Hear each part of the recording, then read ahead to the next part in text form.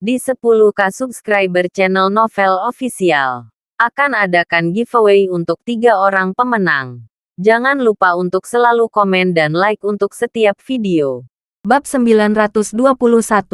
Meski sangat putus asa, Elaine tahu dia harus mematuhi penjaga penjara. Dia dengan cepat mengikuti semua orang keluar dari pintu sel. Ketika mereka tiba di halaman, penjaga penjara berkata, "Pertama-tama lari keliling taman 3 putaran. Lalu kalian bebas selama setengah jam. Setelah setengah jam, berkumpul di gerbang halaman dan kembali ke sel." Semua orang mulai tegang. Jennifer adalah kepala sel, jadi dia yang mengatur barisan. Dia melirik Elaine dan berkata, "Kamu berdiri di depan. Semua orang akan memperhatikanmu dari belakang. Jika kamu tidak lari dengan benar, aku hancurkan kepalamu."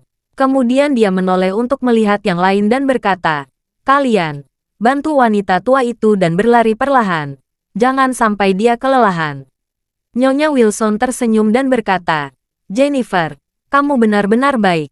Meskipun saya sudah tua, tubuh saya masih baik-baik saja. Saya tidak membutuhkan siapapun untuk membantu saya. Saya akan berjalan perlahan di belakang Anda." Jennifer mengangguk, lalu berteriak keras, "Bersiaplah. Lari." Elaine berada di urutan terdepan. Mendengar ini, dia dengan cepat menahan rasa sakit dan lemah di sekujur tubuhnya. Dia tidak makan 2 hari 2 malam. Dia mulai berlari. Semua orang mengikuti dari belakang. Tubuh Elaine sangat lemah, dan sangat tidak nyaman seolah-olah dia akan roboh. Baru 2 langkah, kakinya terbuka, ujungnya dan hampir jatuh. Wanita di belakangnya menendang pinggang Elaine dan memarahi. "Wanita jalang yang mencuri suami orang lain.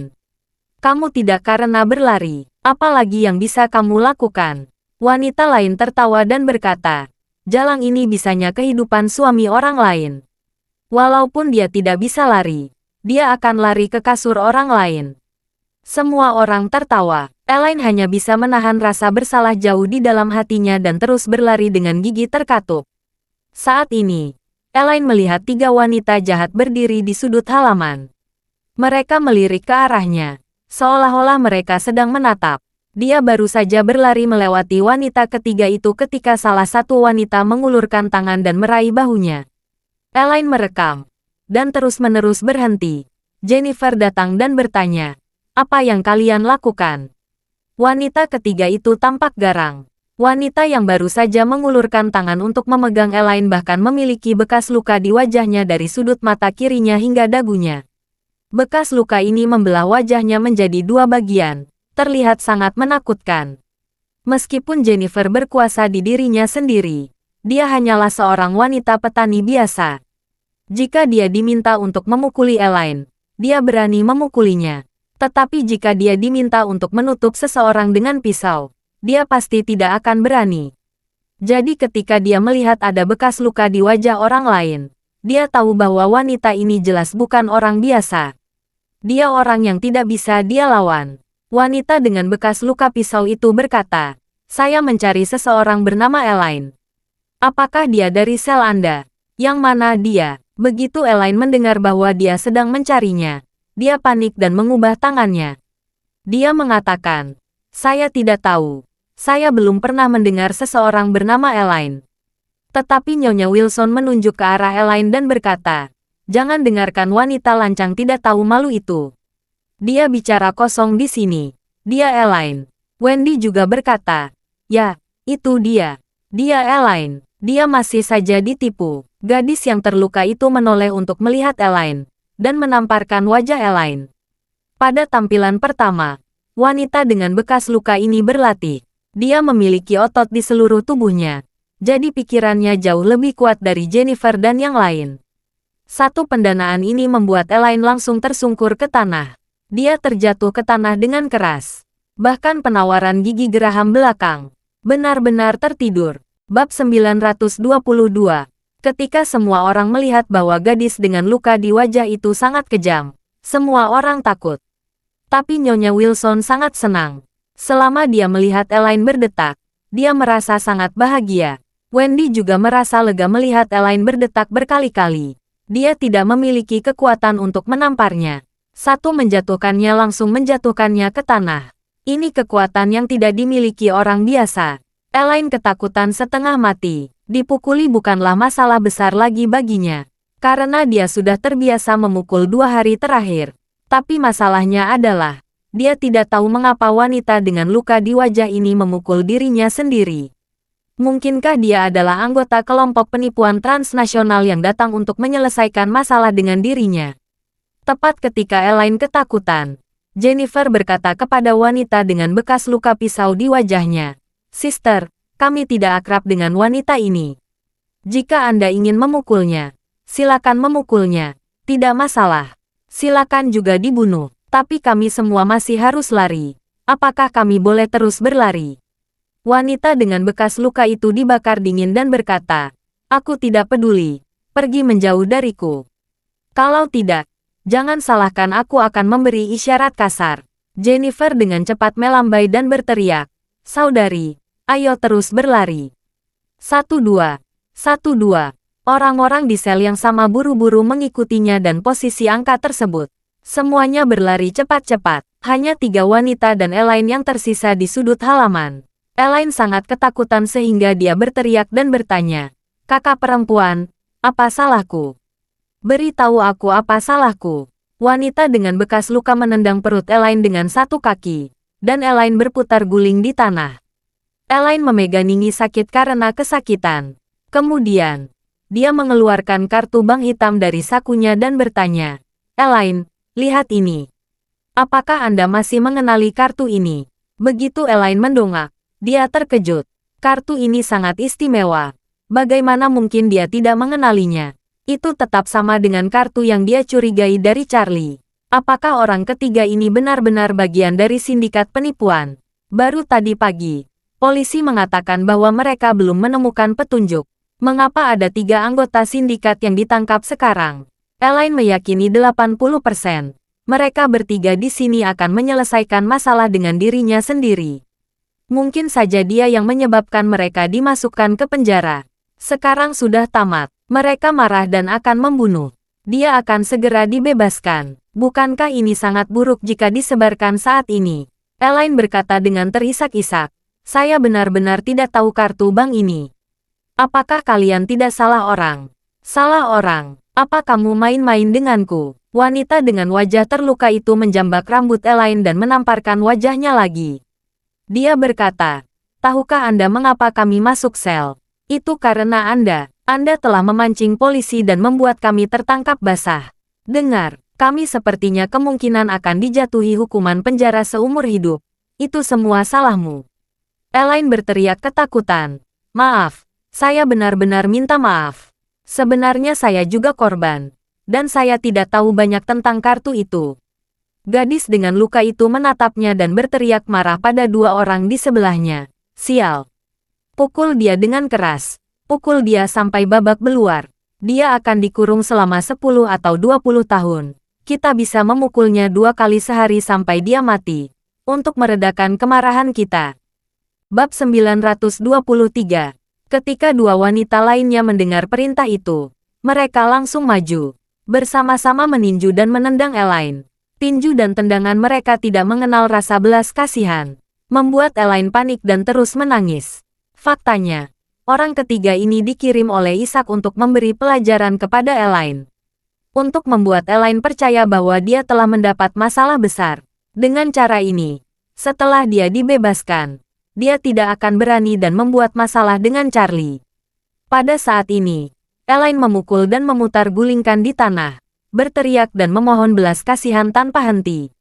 Yang lain masih berlari. Ketika mereka mendengar teriakan itu, mereka berhenti dan melihat dari kejauhan. Mereka semua terkejut. Meskipun Jennifer juga telah menganiaya Elaine, tetapi dia tidak sekejam ketiga orang itu. Elaine benar-benar memukul sampai mati. Mereka mengetahui 3 orang itu bukan orang biasa. Oh, itu sangat mengerikan. Mengerikan. Jennifer menghela napas. Elaine benar-benar babak mengalahkan. Kasihan. Dan Nyonya Wilson melihat bahwa Elaine berdetak sangat parah. Dia justru tertawa dan berkata dengan keras, "Bagus, pukul jalan itu sampai mati. Pukul dia dengan keras sampai dia tidak bisa berbicara dengan mulut yang kejam." Wendy juga menggenggam tangan dengan keras dan berkata sambil tersenyum, "Pukul. Pukul dengan keras. Pukul wajahnya. Hancurkan wajahnya yang compang camping." Pada saat ini, wanita dengan luka di wajah melihat bahwa Elaine sudah terkulai. Dia berkata, "Oke, tinggalkan dia sendiri. Jangan sekarang bunuh. Kita masih akan terus memukulnya sampai 20 tahun ke depan." Keduanya berhenti. Hidung Elaine membiru dan wajahnya bengkak. Dia jatuh ke tanah dan terus berteriak. Merasa dia hanya memiliki satu napas yang tersisa. Gadis dengan luka di wajah berjalan ke arahnya dan berkata dengan dingin, "Dengarkan. Ini baru awal. Ini akibat dari kekusutanmu. Tunggu saja. Aku akan menyiksamu sampai kamu merasa tidak kuat." Elaine sangat ketakutan sehingga dia menangis. Masalah yang disebabkan oleh kartu hitam Charlie untuk dirinya sendiri ini lebih tragis daripada 9981 kesulitan yang harus dipelajari oleh biksu Buddha. Karena mencuri kartu itu, dia kelaparan dan kelaparan. Lalu kedinginan karena disiram air dingin dan tidur di toilet. Ini tragedi kemanusiaan. Melihat Elaine terbaring di tanah menangis tanpa henti. Gadis dengan luka di wajahnya langsung menendangnya dan memancarkan dingin. "Menangis lagi. Dan menangis lagi. Dan aku akan mematahkan gigimu." Elaine segera menutup mulutnya. Dan tidak berani mengucapkan kata pun. Dia sudah kehilangan 2 gigi depan dan 1 gigi geraham belakang. Jika dia mematahkan semua giginya saat ini, dia akan kehilangan banyak gigi. Bagaimana dia hidup bisa? Melihat dia tidak berani mengeluarkan suara. Gadis dengan bekas luka itu berkata sambil mencibir, "Oke, pergi dari sini." Elaine merasa lega. Meskipun dia tidak bisa berdiri, dia masih bisa berjalan jauh dengan tangannya. Mencoba mengerahkan tenaga menjauh dari ketiga wanita itu. Setelah Elaine memukul, wanita ketiga itu juga berbalik dan pergi. Pada saat ini, 2 penjaga penjara tiba-tiba muncul, menyapa Jennifer, dan mendorong Elaine kembali ke sel.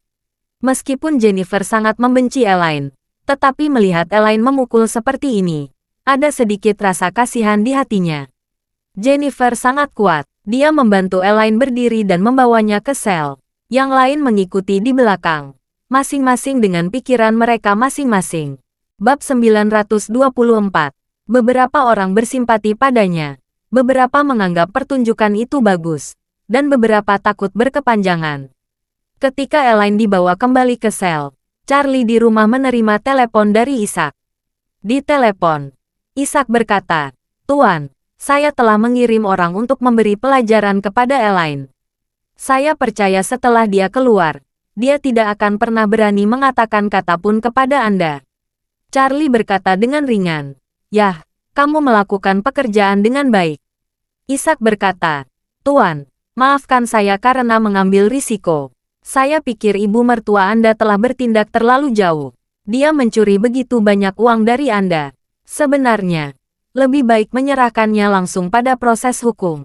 Setidaknya beri dia hukuman mati yang berkepanjangan. Mengapa Anda melepaskannya?" Charlie tersenyum pahit. "Kamu tidak mengerti. Ibu mertuaku adalah tiketku." Isaac buru-buru bertanya, "Tiket? Apa maksudmu dengan tiket, Tuan?" Charlie tidak bisa membayangkan secara langsung bahwa ibu mertuanya, Elaine, sebenarnya adalah tiketnya ke tempat tidur istrinya. Jadi dia berkata dengan ringan, "Oke, jangan banyak bertanya. Atur sama semuanya. Sudah hampir waktunya untuk melepaskannya." "Oke." Isaac segera mengangguk dan berkata, "Aku akan mengaturnya sekarang."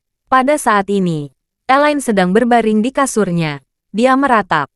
Ini adalah pertama kalinya dia bisa berbaring di tempat tidur sejak dia memasuki rumah tahanan. Ini karena Jennifer yang merasa kasihan. Jennifer merasa Elaine terlalu kenyang telah memukul berkali-kali. Jadi, setelah membawanya kembali, dia menempatkan Elaine di tempat tidurnya. Nyonya Wilson berjalan ke ruang tahanan pada saat ini, memandang Elaine di tempat tidur, dan berkata sambil mencibir, "Oh Elaine, kamu menyinggung begitu banyak orang. Dan semua orang ingin memukulmu. Kamu akan menjalani hari-hari yang buruk di sini 10 tahun ke depan." Jantung Elaine hampir runtuh saat ini. Dia mulai ragu. Polisi-polisi itu akan membebaskannya. Jika tidak dibebaskan, dia akan sengsara setiap hari di masa depan. Dia memukul di dalam sel. Saat keluar sel, dia juga berdetak. Berapa pukulan yang harus dia tanggung dalam sehari? Wendy juga berujar, "Nenek, menurutku jalang ini mungkin tidak akan hidup lebih dari 10 tahun. Jika begini terus, mungkin hanya 2 atau 3 bulan." Nyonya Wilson tertawa dan berkata, "Oh, itu layak. Dia benar-benar pantas merasakannya." Setelah dia selesai berbicara, dia duduk di depan Elaine, menatap Elaine yang hidungnya memar dan wajahnya bengkak, dan berkata dengan penuh semangat, "Haha, Elaine, kamu mungkin tidak pernah bermimpi kamu akan merasakan kesedihan. Kamu akan selalu menderita di dalam penjara. Setelah aku dan Wendy dibebaskan, kami akan pergi ke Elite Thompson untuk menikmati kebahagiaan." Elaine berkata dengan sedih, "Bahkan jika kamu akan tinggal di Villa Elite Thompson, kamu tidak perlu mengutukku sampai mati, kan? Aku juga menantu keluarga Wilson, istri dari putramu, dan ibu dari cucumu. Bagaimana kamu bisa begitu kejam?" Nyonya Wilson mencibir, "Tentu saja aku kejam padamu. Selain itu, aku tidak pernah menganggapmu sebagai menantu keluarga Wilson. Kamu tidak layak menantu menjadi keluarga Wilson kami." Ketika Elaine mendengar ini, dia ingin meledak karena marah. Apakah dia ingin Jacob mengganti istrinya? Dan dia akan bahagia bersama keluarga Jacob yang baru. Wanita tua malang itu hanya bermimpi. "Tunggu saja, saya pasti akan keluar. Saat itu, mari kita lihat bagaimana aku melihat lelukonmu ini." Elaine berpikir keras di dalam hatinya. Ketika tiba-tiba penjaga membuka pintu dan berteriak, "Elaine, kamu dibebaskan. Ayo keluar, kemasi barang-barangmu dan lakukan formalitas. Keluargamu bisa datang menjemputmu." Bab 925. Teriakan ini membuat semua orang terkejut. Nyonya Wilson dan Wendy tidak bisa mempercayai apa yang mereka dengar. Mengapa? Bukankah Elaine melakukan penipuan? Bukankah dia akan dipenjara setidaknya selama 10 tahun, 20 tahun, atau bahkan lebih lama? Mengapa dia dibebaskan sekarang? Jika dia pergi sekarang, lalu bagaimana saya bisa tinggal di Villa Elite Thompson setelah dia keluar 10 hari ke depan? Nyonya Wilson tiba-tiba panik. Pada saat ini, Elaine, yang sudah setengah mati, melompat dari tempat tidur dengan gembira. Rasa sakit yang didengarkan benar-benar tidak dirasakannya. Seolah-olah pada saat ini dia didorong ke awan dengan kata-kata itu. "Syukurlah, akhirnya dia bisa keluar." Elaine dengan bersemangat menari dan bergembira. "Haha, hebat. Saya akhirnya dibebaskan. Hahaha, hebat, hebat. Sangat hebat. Saya akan kembali tinggal di Villa Elite Thompson." Setelah dia selesai berbicara, dia langsung menatap Nyonya Wilson dan memarahi dengan dingin. "Hahaha, wanita tua jelek. Kamu tidak menyangka bukan bahwa aku akan dibebaskan? Hahaha. Dan Wendy, kalian berdua orang miskin. Tetaplah di penjara.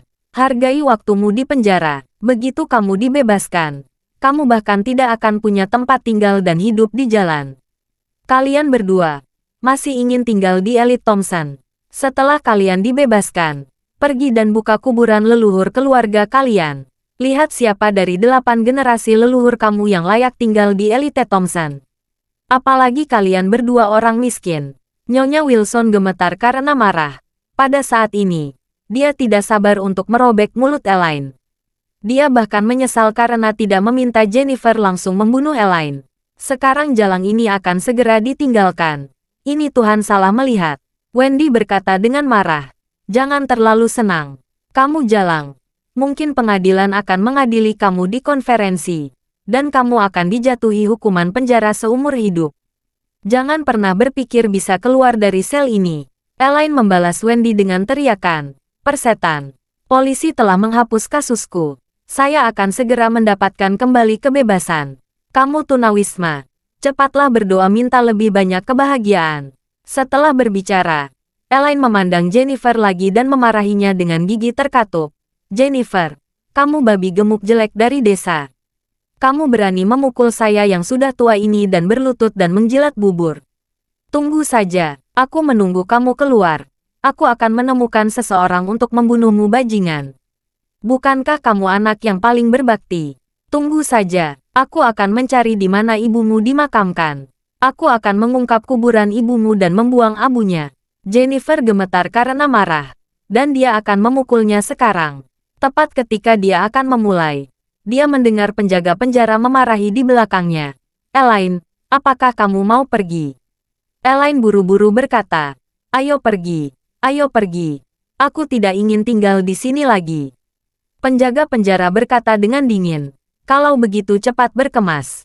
Karena ada penjaga penjara, mereka tidak berani memukulnya. Jadi mereka hanya bisa membencinya dalam hati. Jennifer paling membenci Elaine saat ini. Karena dia paling membenci orang lain yang menghina ibunya. Elaine bahkan berani mengatakan dia akan membuang abu ibunya. Itu adalah kejahatan yang pantas dihukum mati. Terima kasih sudah mendengarkan cerita novel Pesona Pujaan Hati. Sampai jumpa di novel selanjutnya.